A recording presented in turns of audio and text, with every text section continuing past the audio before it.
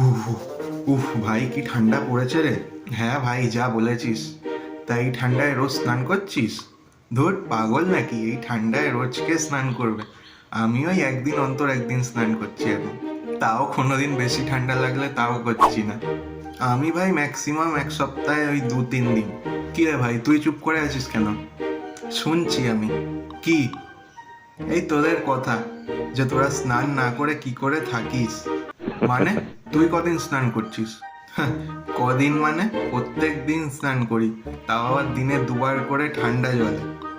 স্নান না করে থাকা যায় নাকি? তোরাও না। কি বলছিস ভাই? আমাদের তো শুনেই ঠান্ডা লেগে যাচ্ছে। সত্যি ভাই। সেই বন্ধু বাড়িতে। উহ, দেখি আর জল কতটা ঠান্ডা। ওরে বাবা রে, কি ঠান্ডা রে।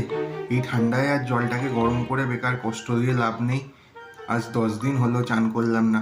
ঠিক আছে যাক, আরো কদিন যাক, তারপরে করব। স্নান করা তো আর পালিয়ে যাচ্ছে না।